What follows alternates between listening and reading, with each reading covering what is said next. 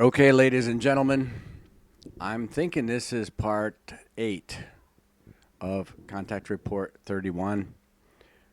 We just left off. Semyazi Ptah and Billy just transmitted back to just outside of the Sol system, coming back to Earth. Okay, and it says in parentheses, after transmission, still very far out from the solar system. Billy, it is nice to see the home system again, is it not? Somehow I feel at home on Earth, even though it often seems very foreign to me. Ptah, every life form is tied to its home by feeling impulsations. Billy, it must be so. Yes, I have been meaning to ask you something for a long time, but I have always forgotten.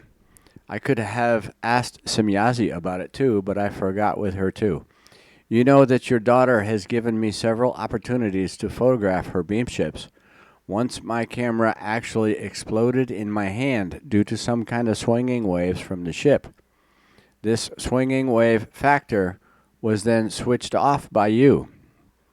Another time, Semyazi also played a trick on me and fiddled with the film. I have come to terms with these things and have digested them.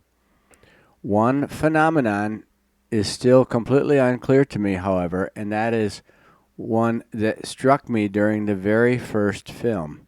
Semyazi had then been circling around a weather fur, we're talking about a pine tree, a weather fur, with her ship, while I was able to capture everything on the running film, which ... So he was videoing, and she was going circles around a tree, a weather fur. Semyazi, are you talking about the film that you later handed over to us? Billy, that is what I'm talking about, exactly. Playing the film back then, I made a strange observation. I know exactly that the tree always stood in the same place and could not leap once here and there and not once there. But on the running film, which I shot with a tripod to avoid vibrations, I noticed that there must have been shifts that were completely inexplicable to me. When I later compared the film with the location, it seemed to me that the tree must suddenly have stood in different places. Although I was always in the same place with a tripod, but on the film the tree seemed to me to have stood in different places, although I know exactly that it must always have stood in the same place. I just do not understand that. Either my camera went somehow inexplicably crazy, or I was mistaken. Unfortunately, I can no longer judge or determine that now because you have rendered the film unusable. Ptah, my daughter explained to you at the time that we had found radiation on the photos and films that we wanted to analyze, which is why you also gave us the film material. On the one hand, we found that some of the radiation had been caused by a planet of the Sol system and was now slowly subsiding, but on the other hand, we also analyzed radiation in Semyazi's new beamships, which caused mirage-like reflections. And there's like 4 pictures here. 28 February 1975. However, this radiation is neither dangerous nor significant. It does, however, have a tendency to cause an object to shift optically when the ship gets too close. Since Semyazi maneuvered very close to the tree during your filming, it shifted optically. But this shift was only a reflection in a similar form as you know it from a mirage. In other film and photo shots, the same thing happened, but Semyazi brought her ship right up to the trees. As a result, they were charged by the radiation and had to be totally eliminated for safety reasons. If you look at the pictures and films of these processes, you should actually also be able to detect shifts due to reflections in these 2 cases. Billy, I will do that if I do not forget. I often have my head so full that I do not think about such things at all. On the other hand, I know exactly what I have seen with my own eyes and do not doubt such a given fact. Therefore, I also do not worry about such things. It is for this reason, after all, that it has taken me so long to finally come across this factor as a question. Ptah, that is very understandable, but now I want to answer your question. Our worlds are not divided into different states as on the earth. Each world has a unified people and a unified world government, as you call it in earthly terms. On every world, the government acts as a power of order and execution, and these are all subject to the High Council in voluntary form. This High Council forms the actual leadership of all our worlds. That is the central government, so to speak. If I'm not mistaken, the High Council is half physical, half spiritual beings. This High Council forms the actual leadership of our worlds. That is the central government, so to speak. This, however, is not located on our home world, but on a very special planet. This is the central star of government for our races. The High Council that lives on this planet is made up of half spiritual, half material life forms. Yeah, I thought so. So these are human life forms of quite enormous knowledge and wisdom who are in the stage of transition to the first pure spirit form, the level of Arahat Atharsata. This means that they have already progressed so far in their evolution that they have got rid of the pure material body and are already half spiritual and therefore also only half material. How do you have half a body? Maybe they'll talk about it. They are also the only life forms that can still be called half human and are able to make contact with the first high pure spirit forms, which is absolutely impossible for pure material life forms. Not even we ourselves are able to make contact with these or even higher pure spirit forms. Consequently, this can be done even less by Earth humans. So, also, our High Council had to contact the Arahat Atharsata plane at our request in order to initiate its transmissions to you. Hence, you see that an Earth human being can never communicate with high spirit forms in a purely spiritual or consciousness-based sense, let alone that an Earth human being could communicate with them or even with high spirit planes. As an example of this, take your own person and ourselves. You, as we, are very high in spiritual values, above the values of all Earth humans. But also, we are not able to connect or communicate with Arahat Atharsata's level. Through the mediations of the High Council, we, like you as well, are able to receive the transmissions from these high planes, but that is all we can do. Like you, we are also not yet able to ask any questions or give any answers to these high planes. And just like you, we are also a receiving system without any transmission capability. The swinging waves of the spiritual planes are simply far too high for us to be able to generate them within ourselves. This is really only reserved for life forms that already exist in semi-spiritual form themselves, i.e. their great council. It is therefore self-evident that all earthly human claims are in every respect nothing but evil deception and lies when it is said that earthly life forms are in communicative contact with high spiritual levels, etc. Earth humans, with their present material consciousness-based standing, are only able to make contact with Wesen of the same number of swinging waves in this form, and under certain circumstances to bring about communication. This means that an Earth human being can therefore only come into contact with Wesen who correspond approximately to the same evolutionary state of the Earth human being. This means a safeguarding by the creational laws, which thereby guarantee that a life form never acquires more knowledge than may be assigned to it in terms of evolution.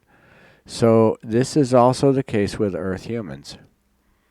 If the fraudulent statements of earthly mediums who allegedly want to have contacts with the beyond, and the fraudulent statements of those who are allegedly in contact with high spirit forms were true, then a catastrophe would have destroyed the earth with explosive gewalt long ago and annihilated all earthly humanity.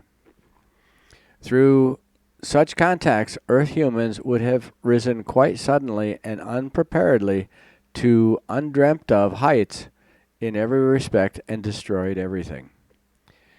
Through the high spiritual planes, Earth humans would have been imparted such great secrets of the most varied powers and such a high knowledge which the whole of Earth humans would never have been able to master.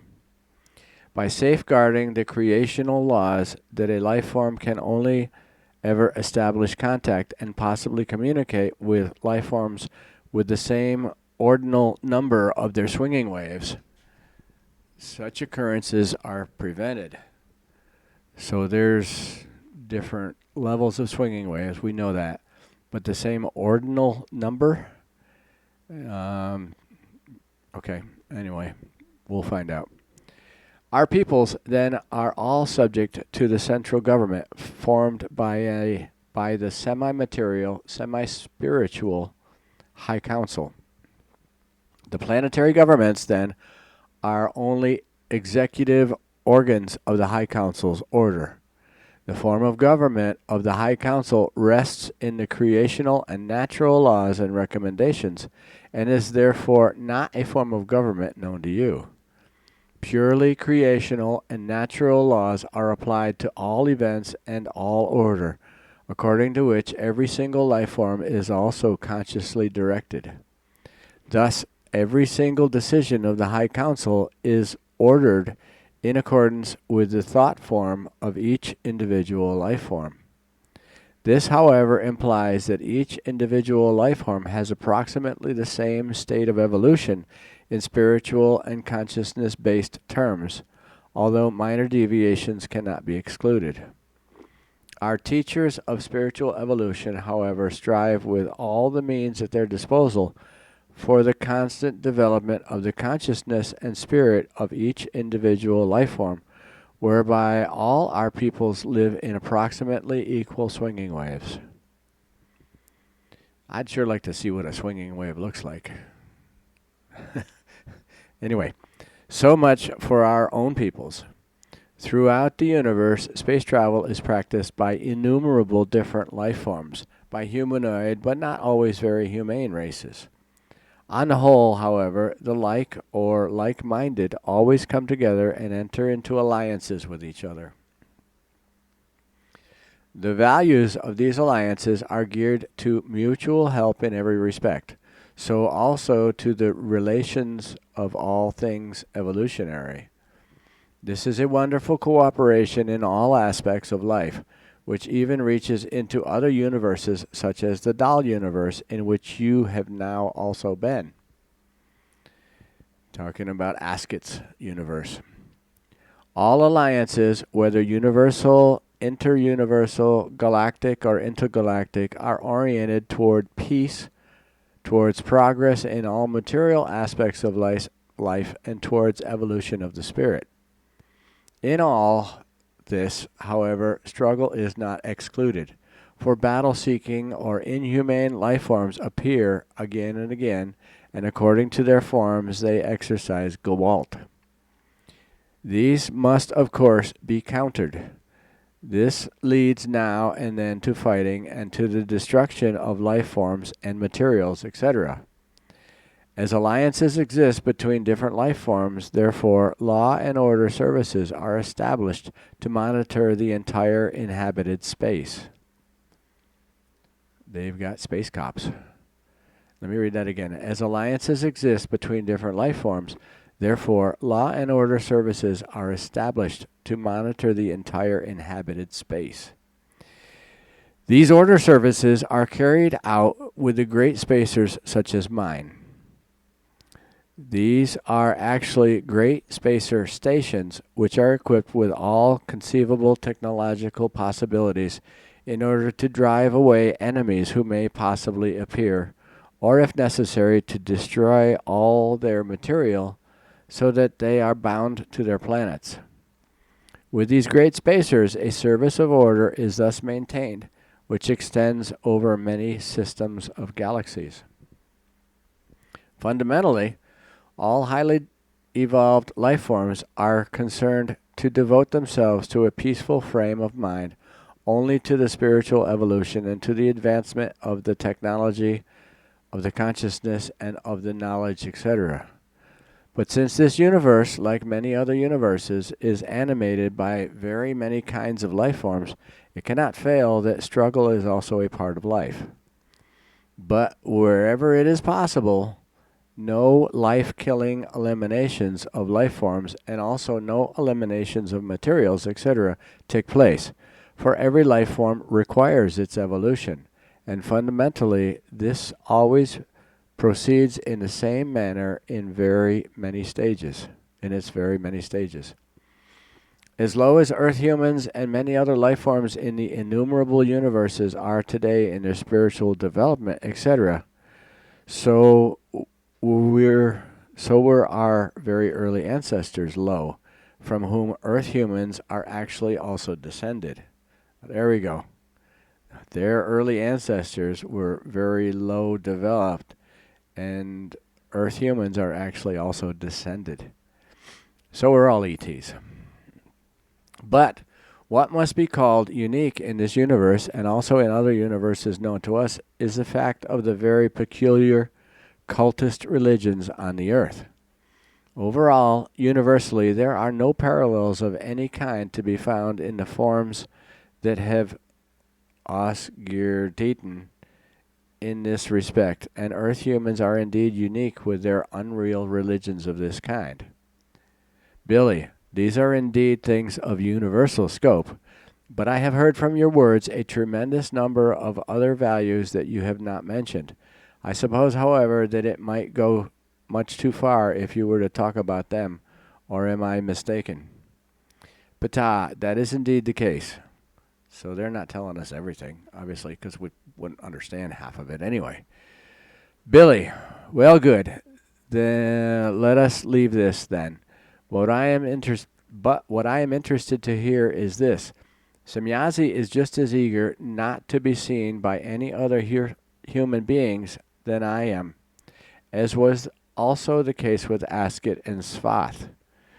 Semyazi has given me some explanations, but they do not fully satisfy me. Can you perhaps explain more to me for once? Semyazi didn't want anybody to see her except for Billy.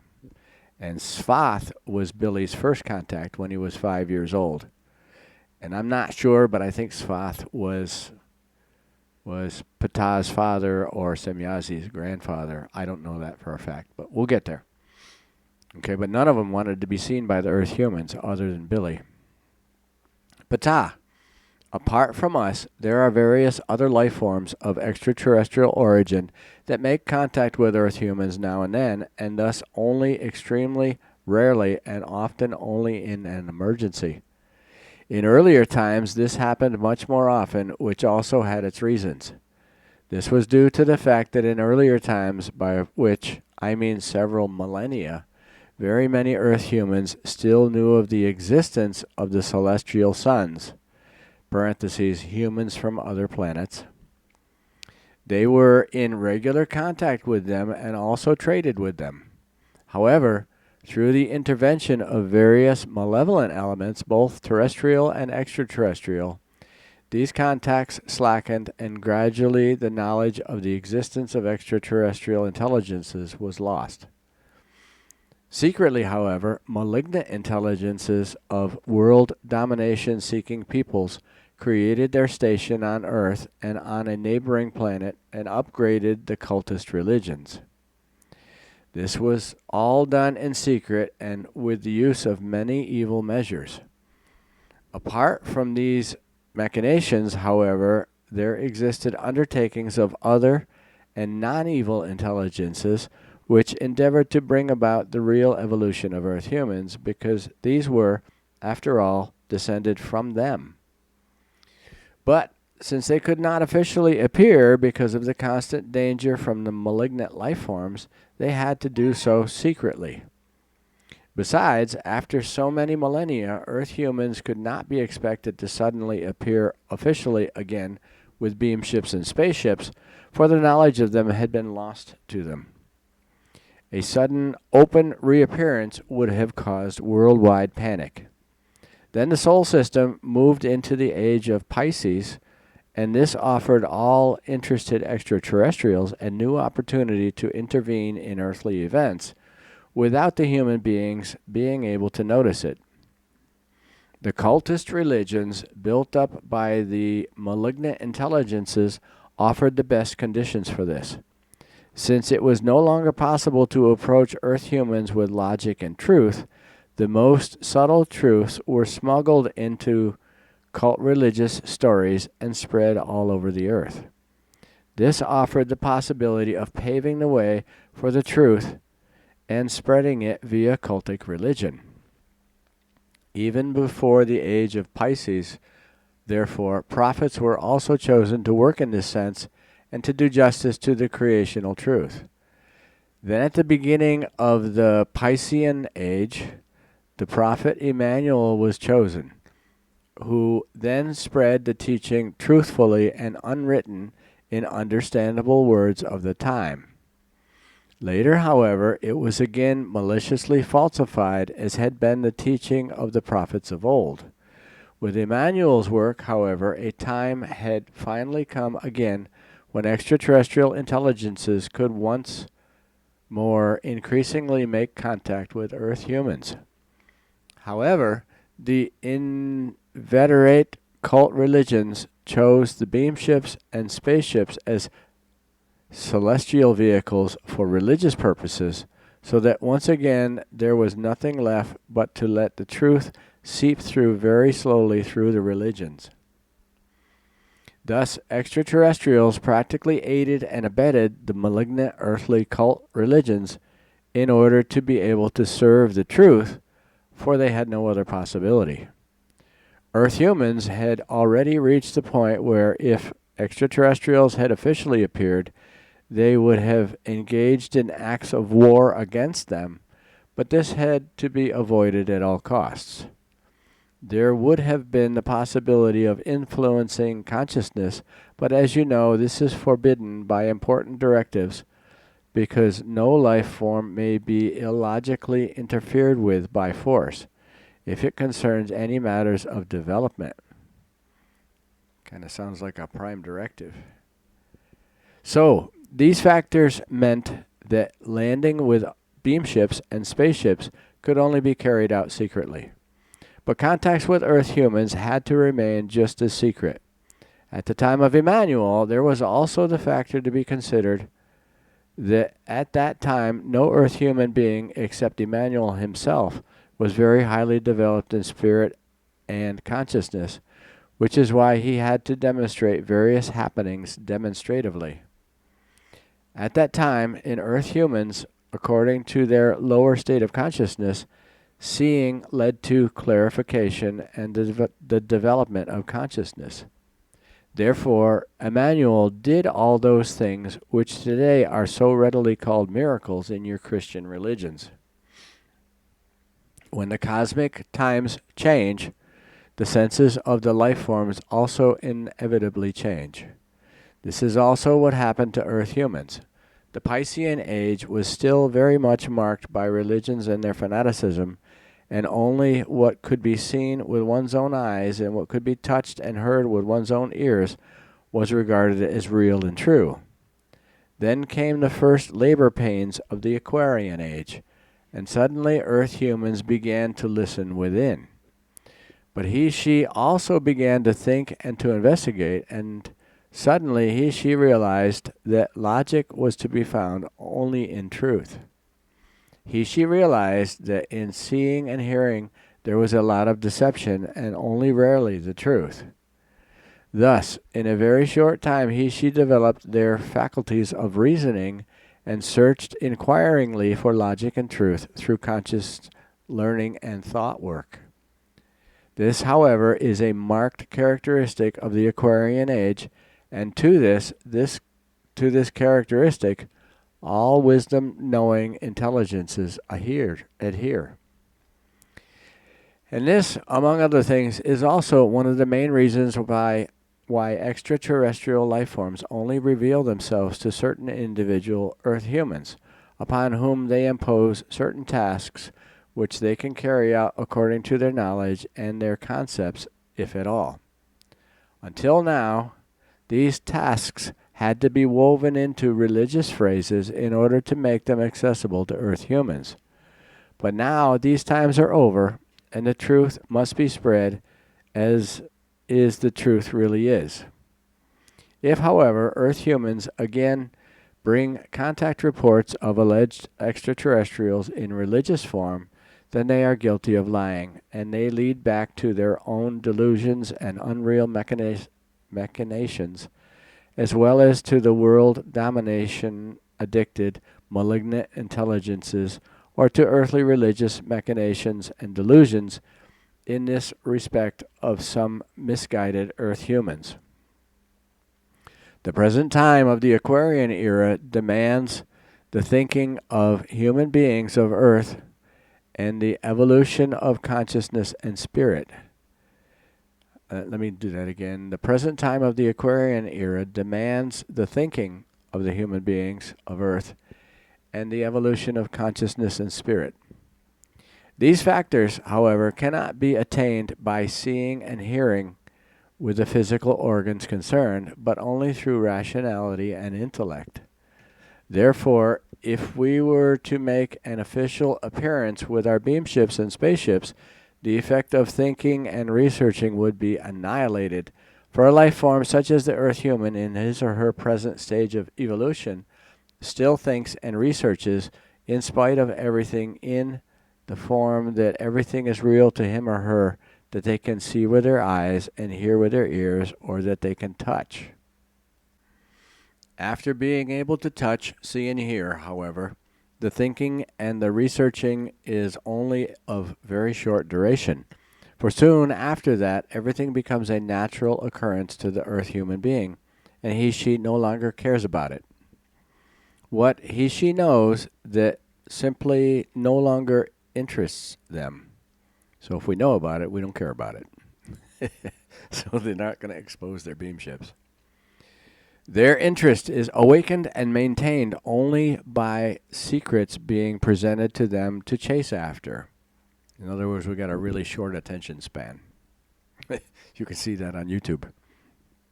Therefore, it will also be that we will not ever reveal ourselves to other human beings in the time to come as we do to you. Even with other contacts on Earth, it is the case that they still behave with interest during 2 or 3, and in any case always only impulse telepathic contacts. But that after that, the routine of normality and indifference already sets in with them, and consequently they only pass on their contact reports in a disinterested and distorted manner. If they do this at all, which unfortunately is not the rule. Unfortunately, this is the case with 99.08% of all contacts. For these reasons, they are also only very weakly impulse telepathically entrusted with unimportant tasks, and no valuable knowledge is imparted to them on a larger scale. In particular, they are not informed about actual values of the spiritual teaching, technology, and about the existing cultures of extraterrestrial intelligences, or they are informed so ambiguously that doubts and falsehoods must arise from this. At present, there are only 2 human beings on the Earth who have been informed to a greater extent by extraterrestrials. Relatively speaking, this is a great deal when the consciousness-based value of Earth humans is considered. In certain circles on Earth, it is claimed that a number is much greater, but this is not true. This is also the case with the alleged flights in beamships or spaceships to which Earth humans claim to have been taken. It is true that in earlier times this was often the case, even at the beginning of the 19th century. But with the beginning of the Aquarian Age, in the Earth year 1844, these flights were reduced to a minimum percentage. This for reasons already mentioned. Excluding from this, however, are those incidents where Earth humans were stolen and abducted. So there were abductions. In this century, however, which you call the 20th century, such journeys into space with Earth humans have been approximately prevented by all extraterrestrial intelligences working in Earth missions. Up to the present day, only 3 Earth humans were found who could be trusted with such flights and who, moreover, had no relationship with us. 1 person lived in Africa and 2 others in America. 2 of these contact persons became known concerning these events, while the 3rd person, however, remained silent and did not fulfill their task out of fear. All contact persons on Earth, except you, have only a tiny part of the great task to fulfill, and their knowledge is only directed toward this small part. They were also chosen for these tasks only in their older years and were therefore not educated and not raised to a high level of knowledge. This was reserved for you alone, which is why you were also prepared from birth for your difficult mission, for you have to fulfill your task as a prophet of the modern age, which demands many times more knowledge than is presently the case with the most spiritually evolved Earth human being, and will also not be the case in the next 3,000 years. For your spiritual knowledge and ability is that of the Earth human being who will populate the Earth to an average degree in 3,000 years. So they're saying Billy's 3,000 years ahead of us. You are already, well, that's because of his training by Svath when he was 5 years old. Svath basically raised him and trained him, and he didn't do any schooling, Earth schooling. So anyway, you are already oriented to the fact that this great spacer could only be made by the help of Asket's people in the Dal universe. If we had not received their help with the many technological innovations, we would only become powerful in this technology in about 250 to 350 years. So it is thanks to Asket and her people that we were able to bring you on this flight to her Dal universe. You may rest assured in this regard that no Earth human being has ever been allowed to make such a journey before. Also, the future will still close such a journey to Earth humans and will only make it possible for them in a few millennia. You may also be sure that no Earth human being has ever gone outside the Earth's moon orbit before you in this century and which currently prevails. Apart from those abducted by human robbery and the female and male life forms who were shot into the moon's orbit by a rocket whose capsule control failed, however, and the capsule with the human beings drifted off into space, which, however, is concealed by those responsible. So somebody lost a capsule with people in it that is still out there somewhere. I also said that 3 contacts were taken on flights with beam ships, but not very far. The maximum distance of their flights always ended near the Earth's moon orbit. No Earth humans were taken to the moon itself or to other planets in this century, which also answers your unspoken question that no Earth humans reached either Venus or Mars or other planets in this century, let alone out in the Sol system or even to other systems or galaxies. That is assured with absolute certainty, for all happenings of this kind are extremely closely monitored, and it is of utter impossibility that such happenings could escape us and other intelligences. So it's not just the Pleiadians that are keeping an eye on us, it's other intelligences as well. Billy, that is really all sorts of things you are explaining, Ptah. I have a few other questions if there is time. One question concerns our Earth or the magnetic poles of our Earth. I often worry about this because the weather and the climate seem to go crazy for me. I experienced the last correct spring, summer, autumn, and winter in 1947. Since then, however, everything has changed almost abruptly. I combine this with the atomic bomb explosions, namely that these could be to blame, but this is denied by dear science.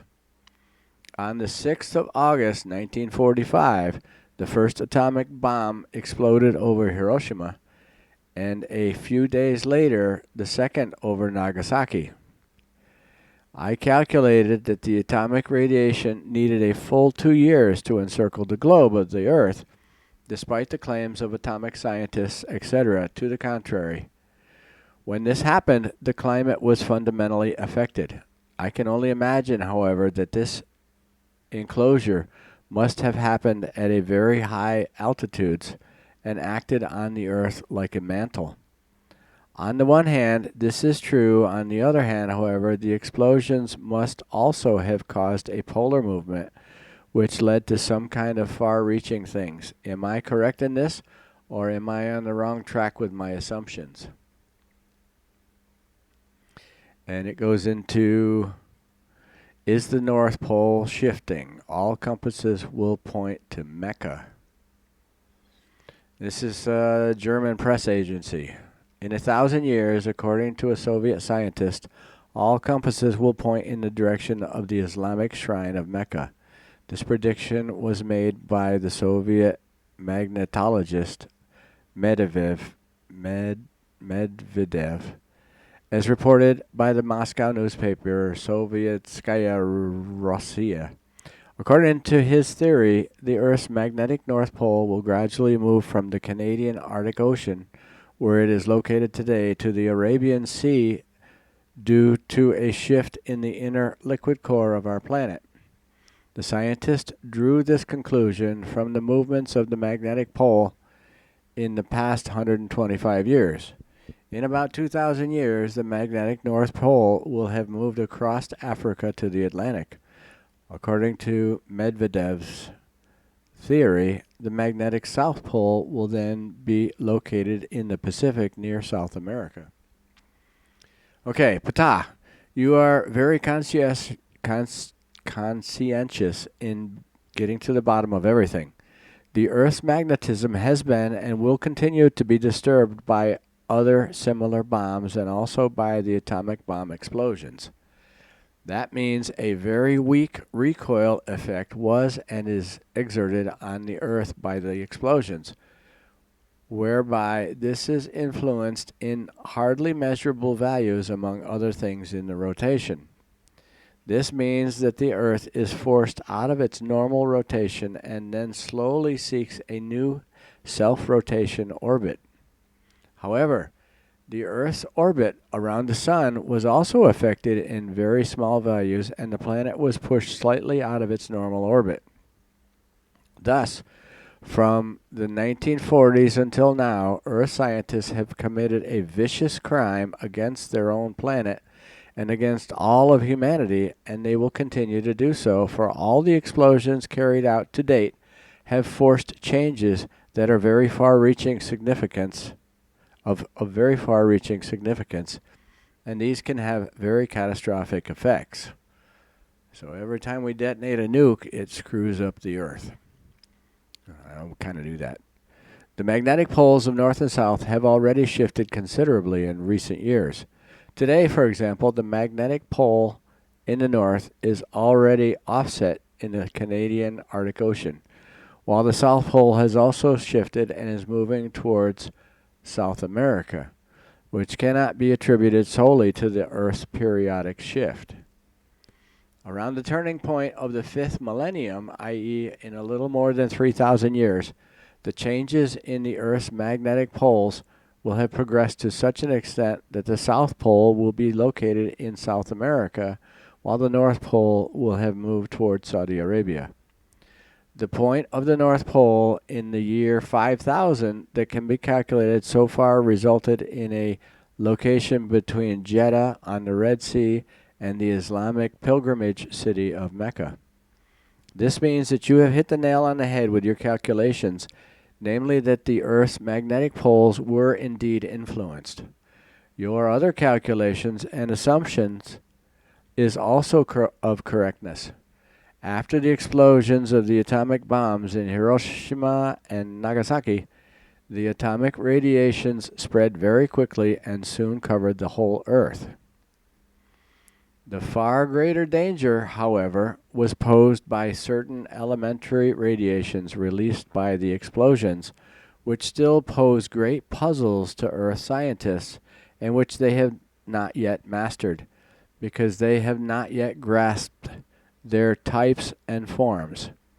In particular, three main values of the earthly resistance to life are influenced and damaged by the release of these elementary radiations. So not just the radiation that they talk about that we've discovered, but there are other radiations from all these explosions.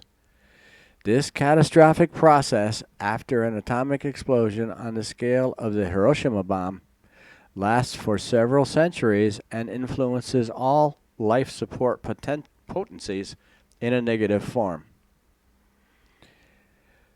In the pure atmospheric layers of the Earth, an atomic explosion affects the ozone balance in a quite catastrophic form, primarily through the release of elementary radiation. Let me say that again.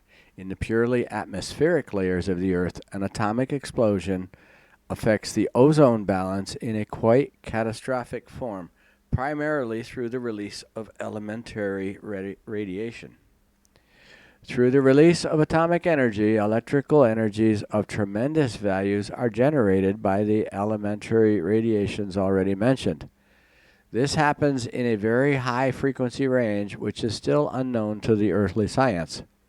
These energies are not the normal electrical energy that you are familiar with, but an electrical radiation energy that moves in the ultraviolet radiation range. Inevitably, this radiant energy mixes with the oxygen in the air and produces gigantic amounts of the highest quality ozone. If normally only one part of ozone is detectable in 500,000 parts of air, according to terrestrial conditions, the ozone value increases to 34 values for a short time after an explosion, which corresponds to a value of 28 parts. These dangerous levels then destroy all microorganisms in the wider environment, which are of enormous importance for the preservation of all terrestrial life. Shortly after the explosion, the ozone levels drop again very quickly and flatten out. Certain elemental values, however, penetrate all matter and accumulate there for hundreds of years, destroying over and over again all microorganisms that come into their vicinity. This is the one factor related to ozone. Another factor is formed by the ozone belt, which is damaged in manifold ways by gases rising and produced by such explosions, and is no longer able to absorb the ultraviolet radiation of the sun. Billy, this is clear to me. Semyazi has already spoken of this once in connection with gases from spray cans, etc. But one thing is not quite clear to me. Ozone is also formed by natural lightning phenomena. So why does it not destroy microorganisms? Why doesn't lightning do that? Ptah, nature works exactly to the laws given to it. The normal ozone balance in a world is created by various factors, so also by thunderstorms with lightning. On the one hand, ozone produced in this manner cleanses the air of life-hostile pollutants, and on the other hand, large quantities of ozone gas drift upwards and collect at an altitude of about 18 to 27 kilometers to form a belt or mantle that extends around the planet. This ozone belt or mantle then performs the function of a natural shield to protect life forms living on Earth from the very strong ultraviolet radiation of the sun. The direct irradiation of life forms by the ultraviolet radiation of the sun and other similar radiation from other parts of space would inevitably cause the death of all life forms. But in order for this not to happen, the ozone belt is needed. This absorbs a large part of the radiation and converts it into usable values and elementary radiation. Nature itself always produces exactly as much ozone as is necessary to ensure life. Whether this happens through lightning phenomena or through the action of ultraviolet radiation itself or through other natural events, it always remains the same. Nature never produces more ozone than it needs. Exceptions only occur when catastrophes strike, which are usually of cosmic or planetary origin. Billy, what about atomic radiation, which I calculate must have surrounded the Earth at very high altitudes? Ptah, your calculations are probably correct, but it is not actual atomic radiation. As I said, very special elementary radiations, as well as particles, are produced by the explosion. These are what reached very high altitudes and spread around the globe and affect different layers. In your terms, these layers are named very differently, including one of the layers that is also at risk, which you call the Van Allen belt. This belt consists in particular of electrons and protons captured by the terrestrial magnetic field, which have a vital function for terrestrial life. However, I cannot provide any further details because your scientists could derive a great deal of information for their research from these explanations, which would give them access to resources that they are not yet able to master. Billy, then nothing can be done. I cannot really imagine anything at all about this Van Allen belt, nor can I work out anything about protons and electrons. But that does not matter. I am only interested in how this belt is constructed. I mean, what kind of motion it has. Besides, I am interested in the further belt that is supposed to exist far outside of our Earth and outside the Pluto orbit besides the Oort cloud, as Semyazi recently told me in confidence. Ptah, the Van Allen belt is at an average altitude of 1,000 kilometers. The charged particles are in constant motion, following spiral paths from pole to pole. The other belt you mentioned is actually still unknown and will be discovered in the near future and then called the Kuiper belt. I think we've already discovered that. Keep in mind these contact reports are 50 years old. Iron, rock, and ice chunks accumulate in it, from which comets and meteors, among other things, are formed, which then reach the inner solar system from there, along with comets and meteors originating from the Oort cloud, O-O-R-T cloud. The belt that you will see is actually outside the Pluto orbit, as my daughter has explained to you. It was already important at the time of the solar system formation for the emergence of the planets and life on them, so also for the overall development of flora and fauna. Billy, I understand that, but everything else is as much as a bohemian forest to me. I am afraid that belongs to physics and astrophysics, and I understand just as much about that as our scientists do about your technology, which is nothing. Ptah, that is also not of much importance to you, for your inherent spiritual values are of decidedly greater and more important significance. Billy, you may be right, but now, if you will permit me, I would like to ask you again a few things concerning the contactees. First, how many contactees are there on the Earth today? Secondly, are you really oriented with regard to all of these, so you must know them, or at least know about them? Ptah, here we go. The exact number of real contactees on Earth at the present time, keep in mind 50 years ago, is 17,422. These are spread over all your states or countries, as you also call it. Of this number, however, only a vanishingly small percentage are contact people who go public with their knowledge, as I have already mentioned. Very many of them only work on certain things according to our telepathic impulse instructions in order to fulfill partial tasks. Let me get back to that. Very many of them only work on certain things according to our telepathic impulse instructions in order to fulfill partial tasks. But in all the different cases, these persons have contact with us, and that without being oriented about the fact that they have contact with us, or that we exist, and that we do not belong to Earth. So basically, subconsciously, they're contacting, 17,422 people 50 years ago. I don't know what that number is today, but those people don't know they've been contacted. Among all these contacts, however, there are none who are housed in any positions of government, just as there are no life forms of ourselves in earthly governments. They don't get involved in politics. Of all 17,422 contact persons, parentheses, note Billy, the number continues to increase, end parentheses. Only a few hundred Earth humans are officially known to be active in public life. Their task is to gradually spread the truth of our existence, which they still do in the old-fashioned manner, like maybe Star Wars movies and Star Trek movies. I don't know. Their task is to gradually spread the truth of our existence, which they still do in old-fashioned manner.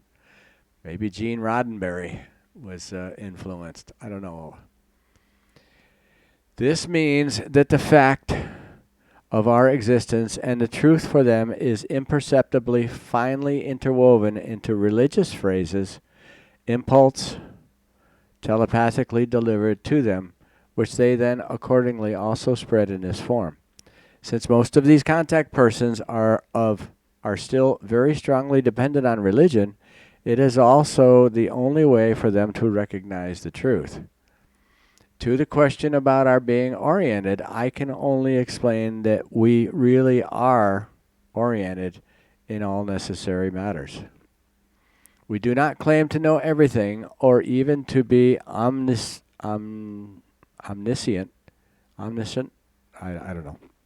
But we are actually oriented about all those matters that are connected with Earth, its life forms, and extraterrestrial intelligences. Like they've said in the past, they've been watching over us for 13,500 years. Our technology is the highest and most advanced of all life forms that visit the Earth. This technology is therefore also what guarantees us the best possible monitoring so that nothing can actually escape us that is connected with Earth humans and extraterrestrial intelligences, at least in those earthly areas that we are currently monitoring. If, therefore, I explain to you that only 3 life forms of terrestrial origin have been flown out into space by beam ships in this century, this corresponds to absolute reality, for it is precisely for such occurrences that the best precautions have been taken on all sides in order to be able to monitor them with the utmost precision. It is therefore absolutely impossible that an Earth life form, an Earth human being, should be allowed to experience a flight into space through us without our being oriented about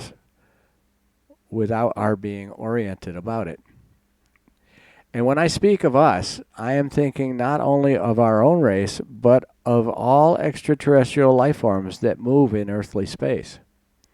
They are indeed different, and some of them even have a quite low level of development. Admittedly, we are not in direct contact with all of them because certain factors do not allow us to do so. But we have contact with several of them and partly work together. However, they are mostly all known to us, but so are their technical and consciousness-based possibilities. This allows us to include them with extreme precision in our monitoring so that with absolute certainty nothing of their doing can escape us. We are always precisely oriented about every undertaking, and it is impossible that our devices and apparatuses would not register something.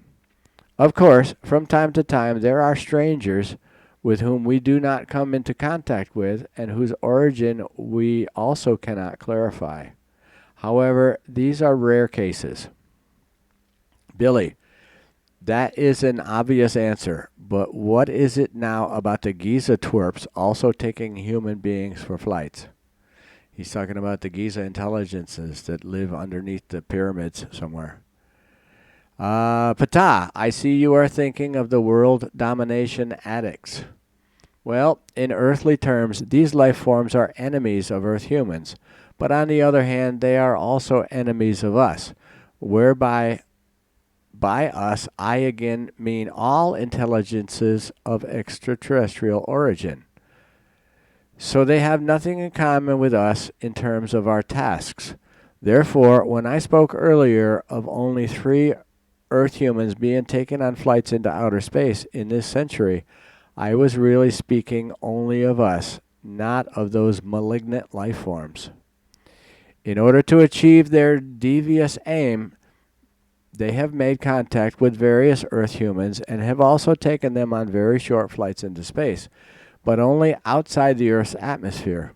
And such occurrences are many more with them than with us. For our part, we are anxious only to take Earth humans out into free space who, according to their evolution of consciousness and spirit, are capable of evaluating these flights. I think I could take one of those flights. I think I could handle it. Just a thought. The malignant life forms, however, transport Earth humans who are absolutely incapable of consciousness into the near-Earth space in order to make them willing and to deceive them in order to be able to exploit them for their plans of world domination. These Giza intelligences they're bad guys. In addition to these evil life forms, there are also extraterrestrials who abduct Earth humans from time to time, which Semyasi has also told you about. However, these cases are relatively so rare that they are hardly worth mentioning, notwithstanding that the abductees usually never return to the Earth. Well, it's worth mentioning if you are an abductee. But here again, there are exceptions that are extremely rare and hardly worth mentioning. Most of the time, the abductors are time and space aberrations who only arrive to the Earth through their ignorance, through technical damage, or through irrationality. On the other hand, however, there are also some inhumane races to whom Earth, when they discover it, means a welcome expedition planet where they rob life forms of various kinds, but this is just as rare that it should not really be mentioned. Billy, and what do you do about it? Ptah, these are not matters we are allowed to interfere in. That is, we must not do this with Gawalt. If possible, in such cases, we try to get in touch with these intelligences through our communication devices in order to stop them from doing what they are doing by educating them. Often, therefore, we pursue them far out into space if they refuse to be instructed on Earth itself or in its vicinity. Unfortunately, however, we are only partially successful, so that Earth humans can be abducted in spite of everything in just extremely rare cases, which are hardly worth mentioning. Again, unless you're an abductee. I have already said that we must not intervene with Gawalt in such incidents, although we would be able to do so in every respect. We must keep to this order, and this because, on the one hand, every life form must go its way of development, and we must not intervene with it in this respect, if the abductions do not involve members of our own race or members of other life forms associated with us. So they mentioned a long time ago that if you die on Earth, you're reincarnated on Earth. If you die on another planet, you're reincarnated on another planet. Well, how about the guys that get abducted and end up 4,000 light years away, and they kick the bucket out there? I guess they're reincarnated on that planet. Something to think about. Anyway, on the other hand, Gawalt exerted by us would generate Gawalt again, which could lead to a galactic or intergalactic war. However, we must not provoke this also for directive-based reasons, because our weapons are always intended only for defense in every case, but never for attack. Billy, that is interesting. I have already seen various weapons in Semyazi's beam ships, but also in Asket's ship when she was on Earth. Svath also had weapons on board, and your space giant is also equipped with a wide variety of weapons. Now, how does this rhyme with various claims that extraterrestrial intelligences would not have any weapons, or at least would not use them? I know from various UFO reports today that it is always claimed that peace is produced by peace, etc. Ptah. These are just crazy claims of fraudulent do-gooders who unquestioningly feign contacts with extraterrestrials in order to promote their fanciful wishes, which are extremely unrealistic. Neither we nor any other life form in this or any other universe can afford to not have any or have unsuitable weapons. Every single life form race in the universe has weapons of all kinds, just as you do on the Earth.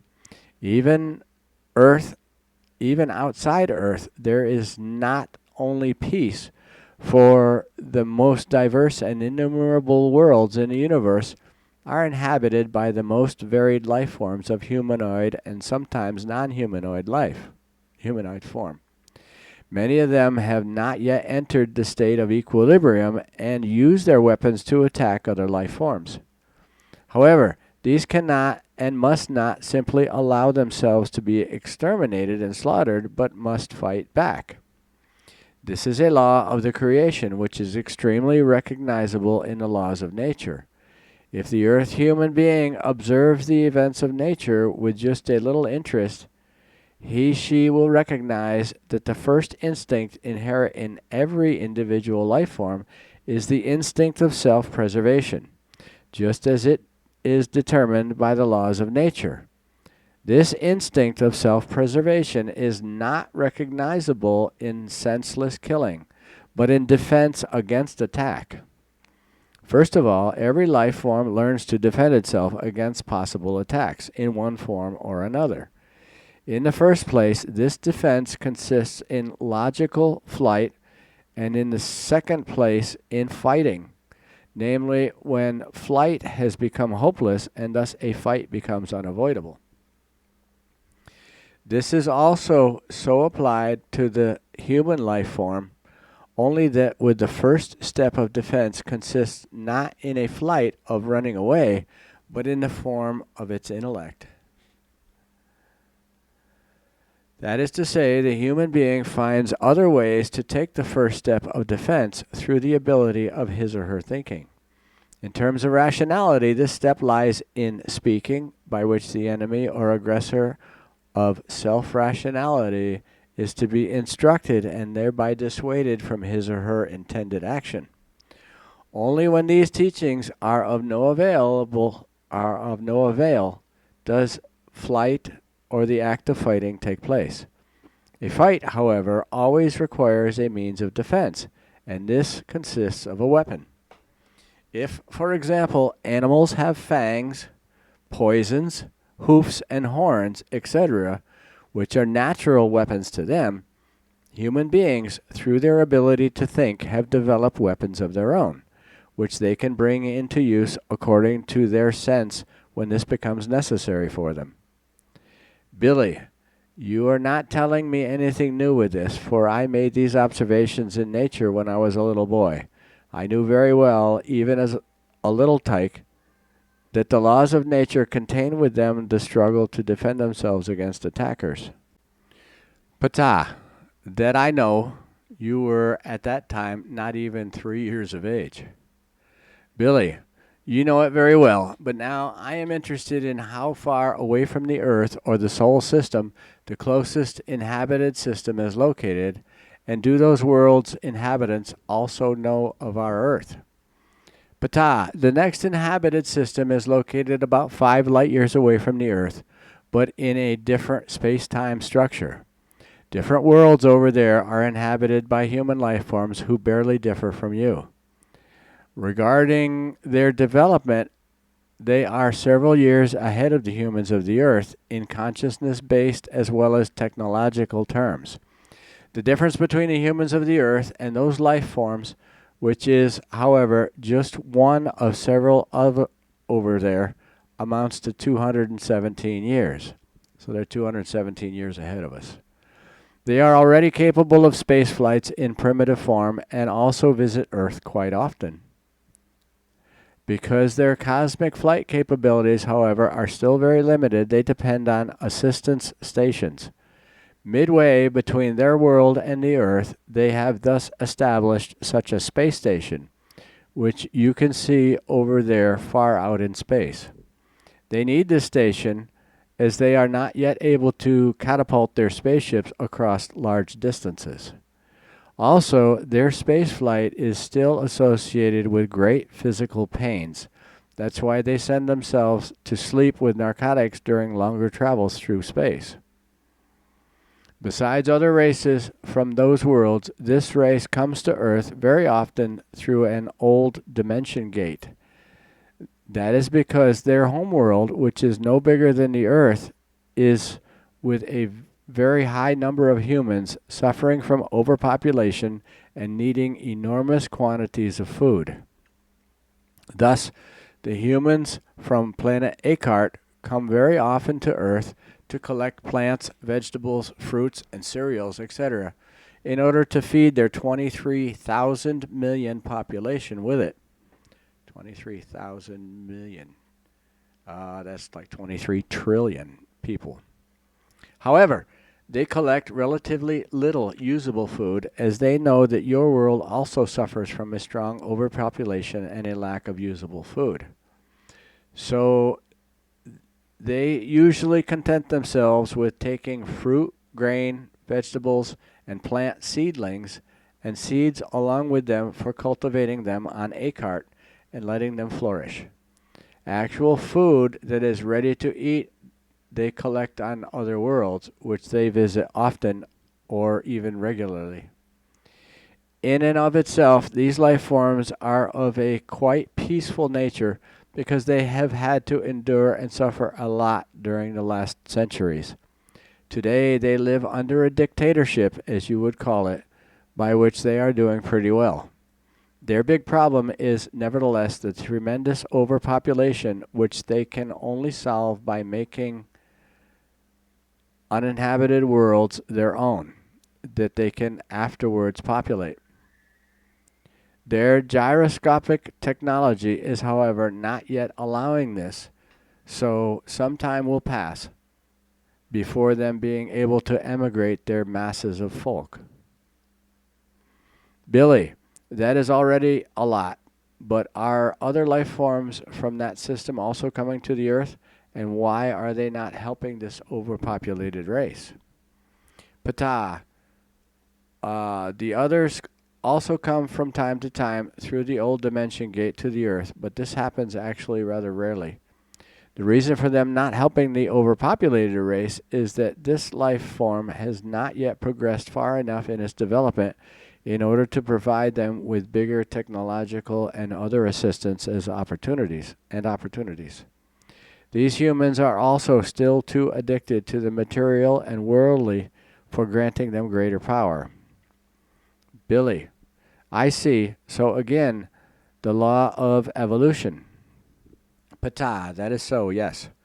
Billy, good. Then one cannot change that. But now I would like to come back to the UFO contacts. That is, to these people whom you call swindlers and fraudsters, what I am interested in is this. Under what circumstances do you call these persons guilty of swindling and fraud? Ptah, if it is indeed the case that their statements and reports are not true. This is the case if these Earth humans are not in contact with any extraterrestrial life forms and only fabricate their statements and evidence themselves through their imagination and skill, as was the case with Karl Michalek and George Adamski, for example. Billy, so that means that these people are deliberately creating and spreading lies for some reason? Ptah, it is so. Billy, good, that is clear. But what about those who, by some means or other, simply bring themselves into such contacts, perhaps by being attached to a false parapsychology and too much attached to a false mysticism? Ptah, these life forms are guilty of unconscious self-deception. They are misguided and caught up in mystical occult matters and thus produce within themselves self-willed manifestations of telepathy-like forms or even suggestively conjured projection images, which can then, under certain circumstances, also be seen by outsiders. Through these self-generated appearances, they become of the opinion that these are real, although in reality they are only mirages and illusory voices, which appear as a manic form via the intensive wishing for them. Through the false teachings, however, the persons concerned are no longer able to analyze these manifestations and thus consider them to be real. In this manner, they succumb to an unconscious self-deception, which, however, should not be held against them. According to their belief, they act correctly and dutifully, for they believe themselves bound by the propagation of their thus self-generated manifestations of imagined truth. And thus they believe to serve the life forms with regard to their evolution. These persons themselves are not consciously guilty, then, but the false teachings and those life forms which have taught them. Therefore, such persons cannot and must not be accused of fraud and deceit in a conscious form, for this may only be done where falsehoods and lies are consciously created. Those misled by false doctrines and false teachings are guilty only of unconscious self-deception and act in good faith, even if that is foreign to reality. Billy, so this would have been the case with Gloria Lee as well. Ptah, she is a good example of such self-deception. Billy, aha, and how is it then with those who are fooled and misled by evil intelligences, who are fooled into believing apparitions of images and voices, such as the Giza twerps, due to consolidate their dark plans? Ptah, these human beings too must not be accused of deliberate deception and conscious fraud, for they too act in good faith. These persons are misled and deceived by the malignant intelligences. They are made to believe false facts and various false images and voices. But they are not able to analyze these because their spiritual and consciousness-based knowledge and ability are not yet capable of the power to find the truth. Therefore, these persons are not deceivers and not swindlers, but deceived and swindled who act in good faith. Like those who are guilty of self-deception, they can only be accused of not making a real effort to find the truth and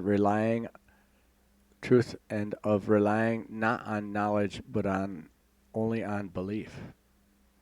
Billy, I am immensely reassured by that. So deceivers and frauds are only called those who quite deliberately, for some reason, make and spread lying, fraudulent, and swindling claims. Ptah, that cuts to the heart of the truth. Billy, good. Now, what about the actual frauds and swindlers? Can you tell me how many there are on the whole earth? But we do not know that very precisely because in this respect we lack the technological possibilities to be able to most precisely monitor every single Earth human being. Such an overall monitoring would also go much too far for us to be able to manage. Therefore, we limit ourselves to the most decisive factors of which I can give you the values. 17,422 contact persons live in all countries of the Earth at present.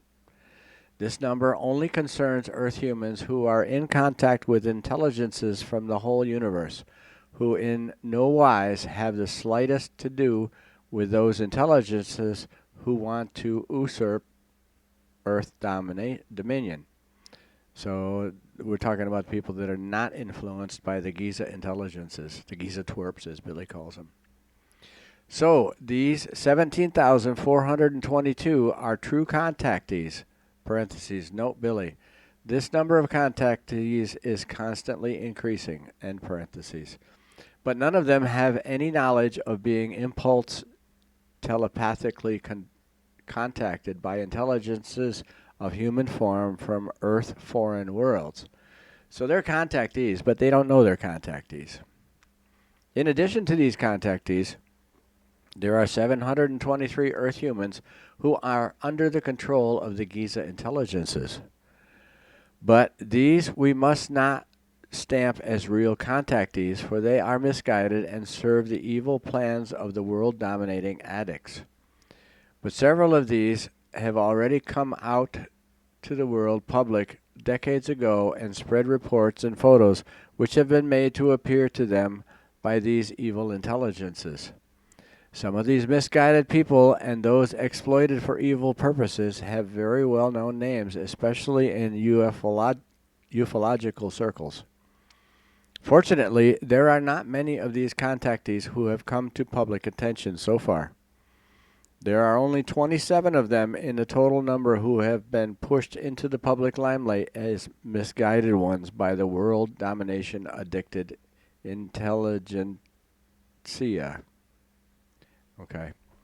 In the future, however, there will be many more, many of whom will dare to lie and deceive themselves in claiming that they are also connected with my daughter Semyazi, as well as with me and with others of us, as well as with fictitious persons from our ranks.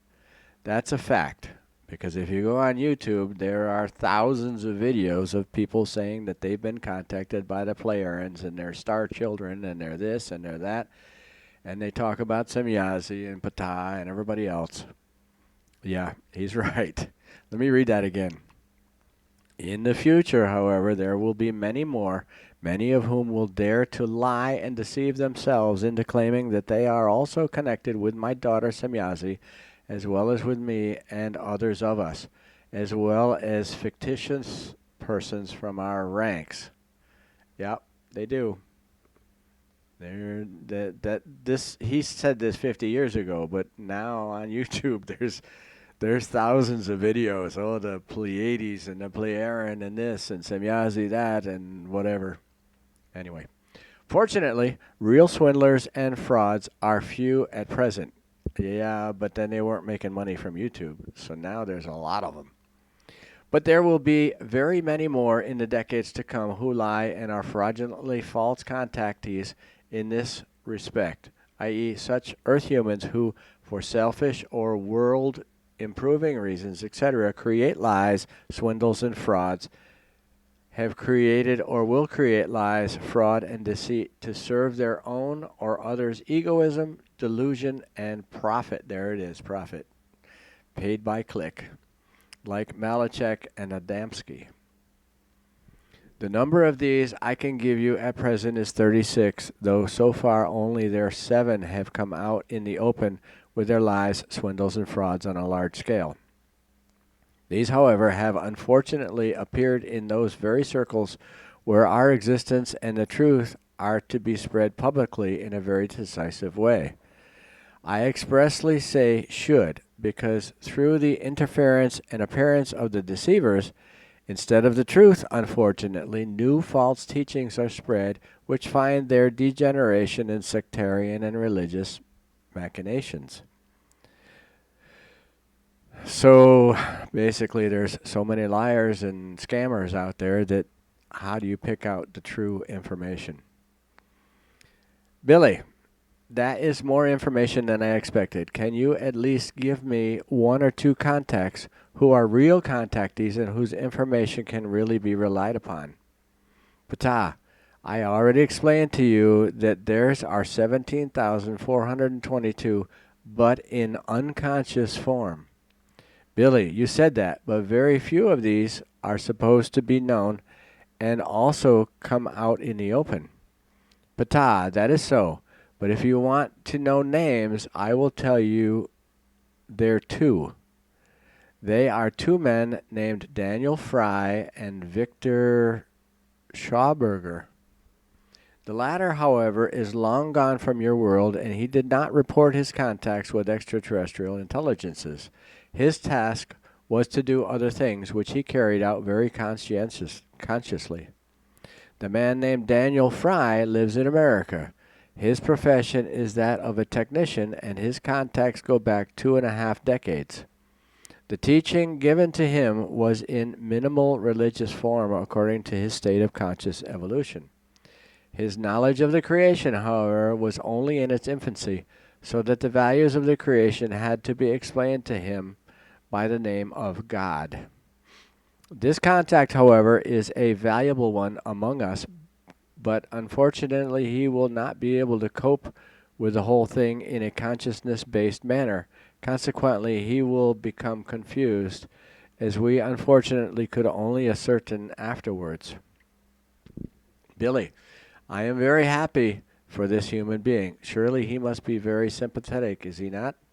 Ptah, it is one of those human beings who are very even-tempered, likable, and lovable. Billy, aha, but now another question. How do you see your appearances on Earth? When will you officially land and show yourselves to the human beings? Well, here we go. Ptah, from our side, this is not planned for a long time, but also not from many others. On the contrary, it will be the case that almost all extraterrestrials will withdraw from your planet again when certain circumstances arise. This will be when a race, as yet unknown to you, sets out from space to visit Earth. Vulcans? I'm sorry.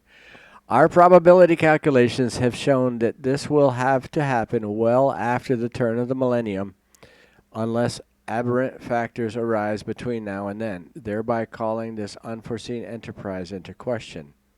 So after the year 2000, could be any day. However, if these negative forces do not occur, Earth humans will have their first official encounter with life forms of other worlds at this coming time after the millennium change.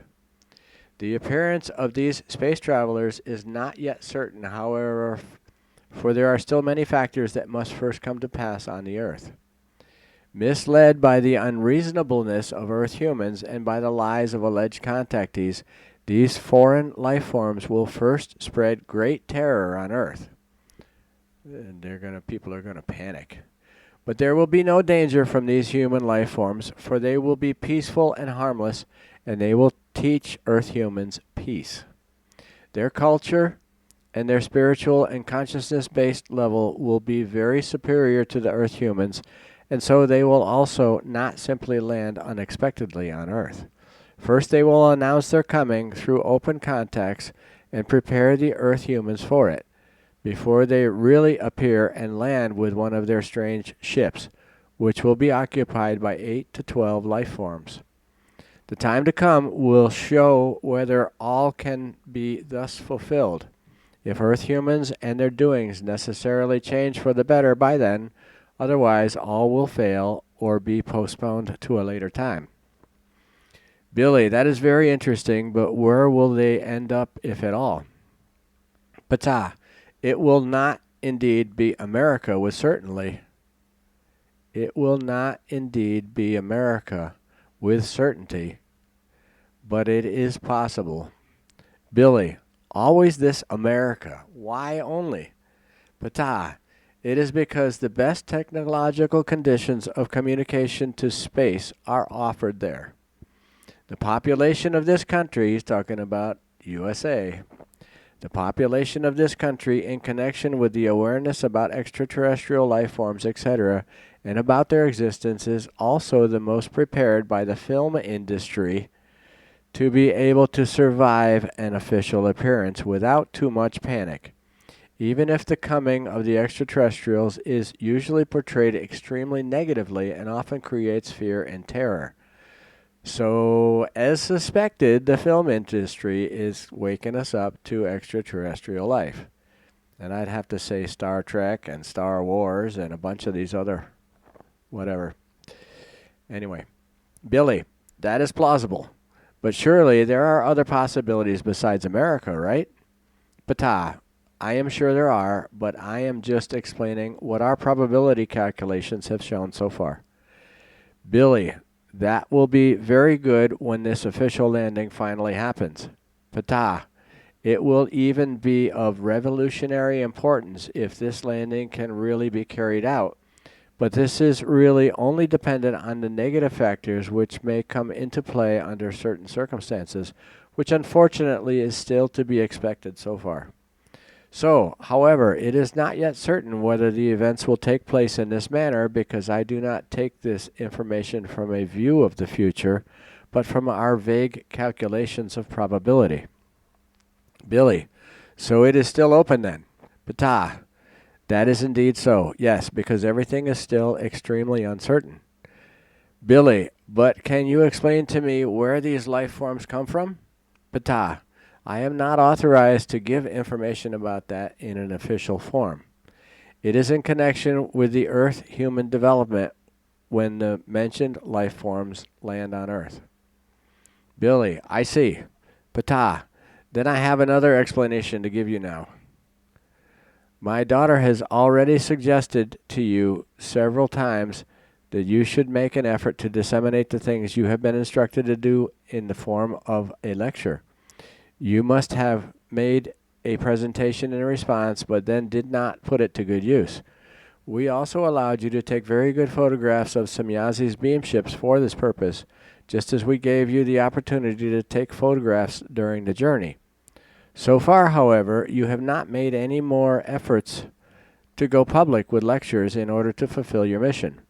This is very bad for our cause, and it is also very irresponsible of you. Since you are not making an effort, you are doing a very bad service to our mission. Through the recent pictures of this journey, you are now in possession of a lot of good photographic material, which you now have to evaluate. But it is not helpful if you just lock up all the material somewhere and leave it lying idle. Your task is to compile it and present it to the interested public with appropriate explanations. It is not acceptable that you remain silent in these matters, for the whole mission is of utmost importance. Only by having this come to light in this manner is it guaranteed that you will also be able to spread the knowledge of the truth and of the whole spiritual teaching, which is your most important task, for you were shaped by your own destiny into the form of a prophet, and you have conscientiously and willingly taken this task upon yourself. Time is short, and you must go public. Billy, that is a good thing to say. I know I have written a paper and have also made an effort to compile the pictures that are already there, but you know that I am a total loser in material terms, and so I am also unsuitable when I have to arrange lectures myself. That is why I have also brought my request to Mr. Hans Jacob in Wetzikon, so that he could arrange these lectures. However, this necessity obviously does not make sense to him, because he always says that such lectures are not useful in public. Furthermore, he is also always of the opinion that it is detrimental to our own cause if, for example, UFO matters are spoken of in negative terms in public. But he would really be the man to arrange lectures. But he does not do that and is also afraid of speaking openly and unscriptedly. He always believes that fine and diplomatic phrases were more likely to achieve the goal than open and honest language, which is hard. Ptah, this is nonsense. Honest and truthful words always sound harsh, and they cannot be paraphrased in any form. On the other hand, negative statements, whether spoken or written in public papers, are useful to our cause. In all our reports, we always point out fraud and charlatanism, and we also endeavor to prove our statements, provided we are given the opportunity to do so.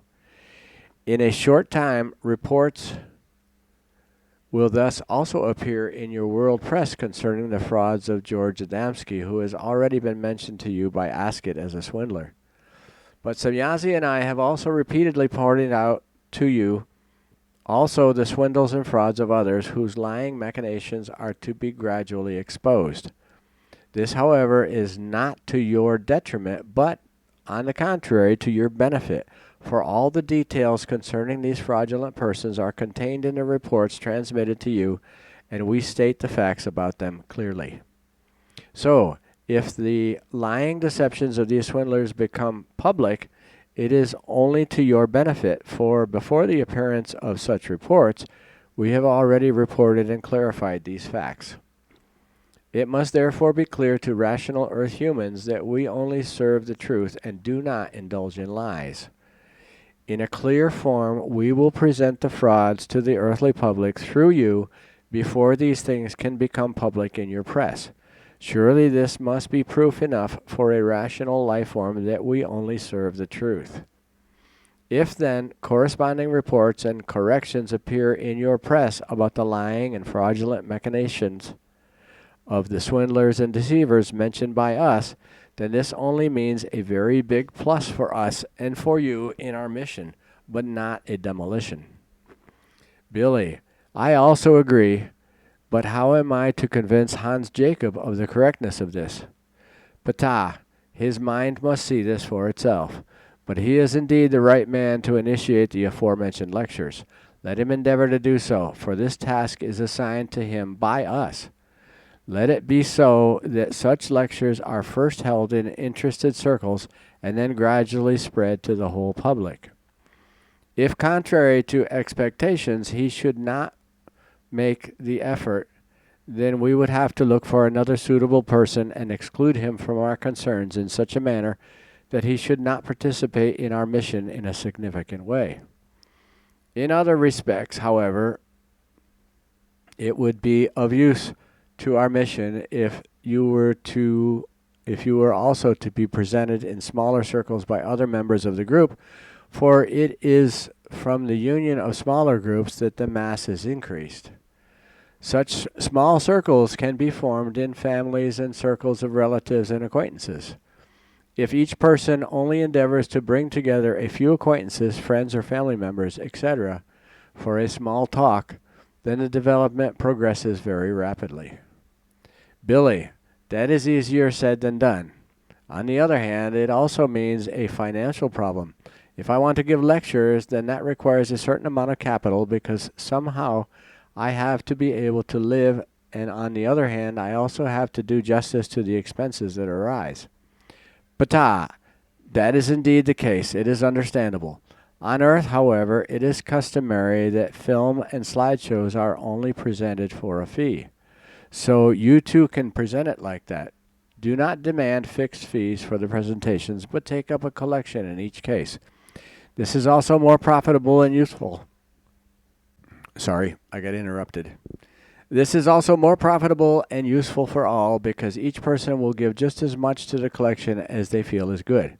So each person can pay what the lecture is worth to them. Billy, that's a good idea. Ptah, in that manner, you are not tempted to think you are capitalizing on our mission. Billy, that is my biggest problem in that regard. Ptah, even if you have completely renounced materialism, you still have to be able to feed your family and also yourself. Consider, every work is worth its wages, and your work is precisely the most valuable that has to be done on the earth at this time. But now the time is pressing and you must return to the earth. Semyazi will take you with her, because I will stay out here with my spaceship. So farewell and live up to your mission. Get it done. We will meet again, and by then, much will have happened. Go in peace and in love, and remember that we are always with you in thought and otherwise as well. And that is the end of Contact Report 32. I kind of run a little over on this one. This part was an hour and a half. I apologize for that, but I just wanted to get through it. That was a tough one. My eyes are crossed. Anyway, I hope you enjoyed it, and hope you get something from it. And we'll see you on Contact Report 32 is next. Adios.